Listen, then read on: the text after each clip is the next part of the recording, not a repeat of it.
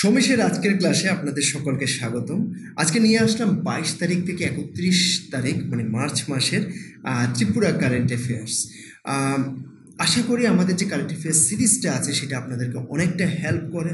আর যদি হেল্প করে থাকে অবশ্যই চ্যানেলকে সাবস্ক্রাইব করবেন, লাইক করবেন, কমেন্ট করবেন, হোয়াটসঅ্যাপ গ্রুপে জয়েন করে নেবেন। ডেসক্রিপশনে গ্রুপগুলো দেওয়া আছে, ঠিক আছে? চলুন আমরা শুরু করে দিই আজকের ক্লাসটা।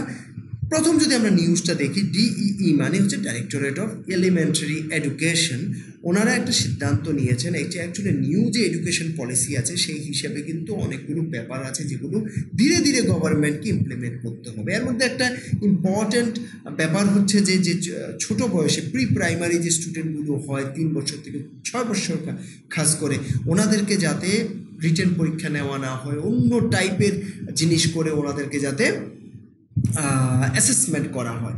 এখন সেই অ্যাসেসমেন্টের টেকনিকটা এখন completely Tripura elementary education department change করে দিয়েছে, ইভেন বলে দিচ্ছে যে আমরা পরীক্ষা ব্যান করে দিয়েছি, বুঝতে পারছেন? তো আলটিমেটলি এতে কিন্তু ওই নিউ যে এডুকেশন পলিসিটা আছে সেটাকেই মানে ধীরে ধীরে অবজার্ভ করার কাজটা হচ্ছে, ঠিক আছে? এবার এখানে যদি আমরা একটা জিনিস দেখি, তো এখন হবে কী করে? অ্যাকচুয়ালি বিভিন্নভাবে প্লে বেসড অ্যাসেসমেন্ট হবে। তার মধ্যে কিছু কিছু জিনিস হচ্ছে যে যেমন ডেইলি অ্যাক্টিভিটিস হতে পারে, অথবা প্যারেন্টসদের ফিডব্যাক হতে পারে, পিয়ার্সদের ফিডব্যাক হতে পারে, ওকে? আর ওদের যে ওভারঅল সাইকোফিজিক্যাল ডেভেলপমেন্ট আছে এগুলোর উপর ভিত্তি করে ওদেরকে অ্যাসেসমেন্ট করা হতে পারে, ঠিক আছে? তো এই জিনিসটা আমি মনে করি অনেক সময় অ্যাকচুয়ালি অতিরিক্ত প্রেশার দেওয়াটা, পরীক্ষা বাগেরা নিয়ে না অতিরিক্ত প্রেশার দেওয়াটাও স্টুডেন্টের জন্য, ওদের ব্রেইন ডেভেলপমেন্টের জন্য তেমন ভালো নয়। তো সেই হিসাবে জিনিসটা অনেকটাই ঠিক ডিসিশন, ওকে?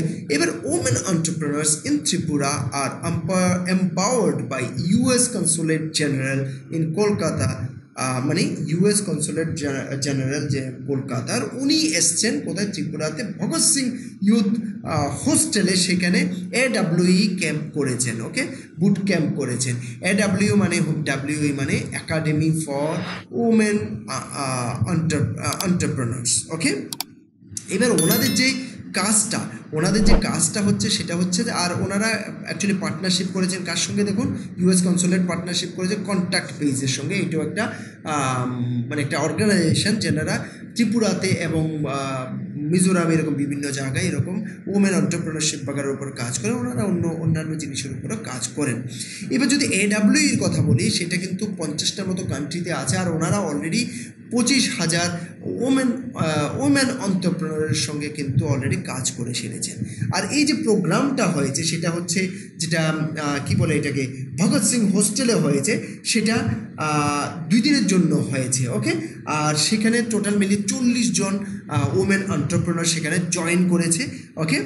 আর হচ্ছে আর যে গ্যাদারিংটা হয়েছে সেটা হচ্ছে 26 থেকে 27 মার্চের মধ্যে গ্যাদারিংটা হয়েছে, ওকে? ওনাদের আলটিমেট গোল হচ্ছে এই বুট ক্যাম্পগুলোর দ্বারা ওনারা ট্রেন করেন, বিভিন্ন কিছু নিয়ে বুঝান উইমেন এন্টারপ্রেনারদের, যাতে করে ওনারা রিয়েলি সাকসেসফুল হন ওনাদের এন্টারপ্রেনারশিপ জার্নিতে।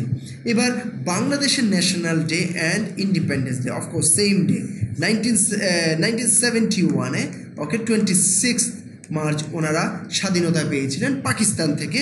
তো অবশ্যই সেই হিসেবে এটাকে পালন করা হয়। আর এটা পালন করা হয়েছে, যে নিউজটা আছে সেটা হচ্ছে বাংলাদেশ অ্যাসিস্ট্যান্ট হাই কমিশন, অবশ্যই আগরতলাতে আছে, আপনারা জানেন। তো ওনারা 54th independence day as well as national day ওনারা পালন করেছেন, ঠিক আছে?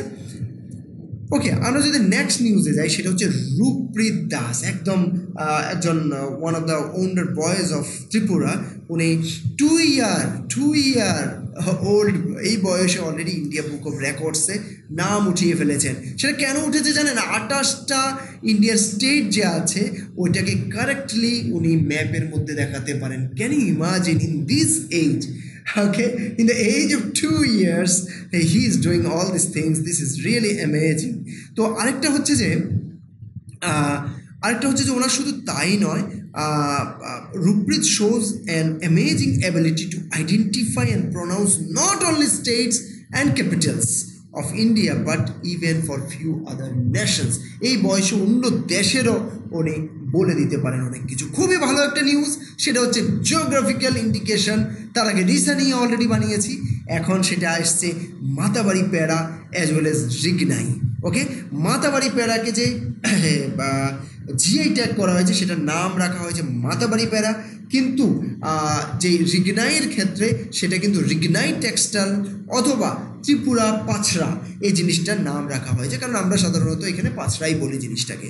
তো সেটা কি জিনিস সেটা আপনারা সবাই জানেন। রিগনাই মানে হচ্ছে যে আমাদের জনজাতি মা বোনদের ওনাদের যে ড্রেসের যে নিচের অংশটা সেটাকে বলা হয়, ও আর বাকিটাকে রিসা বলা হয়, রিসার সঙ্গে সেটাকে মিলিয়ে পড়ানো হয়, ঠিক আছে, পড়া হয়, I am sorry.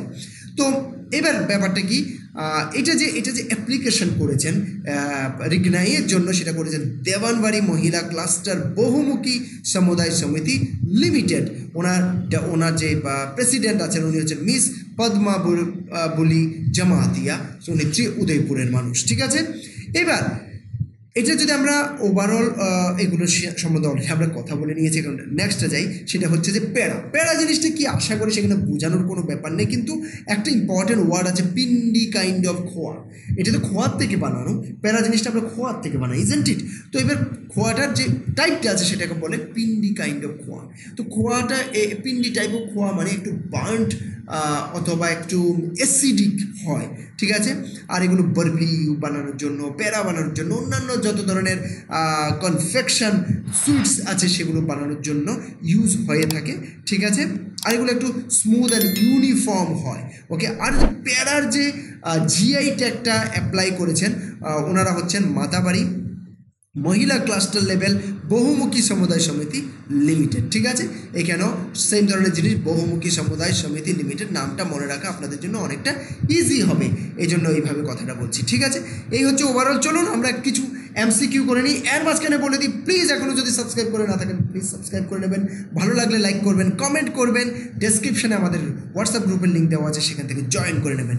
How did Rooppreet Das make his mark in the history of India book of records? তা আপনি ভালো আপনারা একটু আগেই পড়েছেন, সেটা হচ্ছে যে by correctly locating the capitals of each of 28 Indian states on the map, not a joke.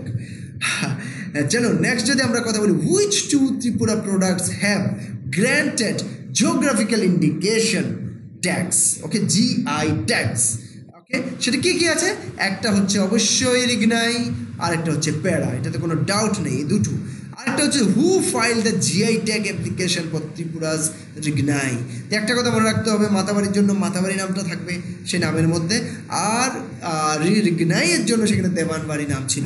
তো দেওয়ানবাড়ি মহিলা ক্লাস্টার বহুমুখী সমুদায় সমিতি। অনেক সময় পরীক্ষায় ইভেন এই জায়গাটা একটু চেঞ্জ করে দেওয়ানবাড়ি নামটা সেম রেখে এরকমও দিতে পারে, তো you must be very much careful, ঠিক আছে। আশা করি যথেষ্ট নলেজ পেয়েছেন, যথেষ্ট ইনফরমেশান পেয়েছেন। এখন ইনফরমেশান একটু কমে গেছে reason of vote in coming days, সেজন্য কিছুটা নিউজ, কিন্তু আজকে ভালো নিউজ ছিল। গত সপ্তাহের থেকে আমি বলবো আজকে ভালো নিউজ ছিল। বারবার বলি আমাদেরকে মোটিভেট করার জন্য কমেন্ট করবেন, খুবই মোটিভেশন পাওয়া যায় কমেন্ট থেকে।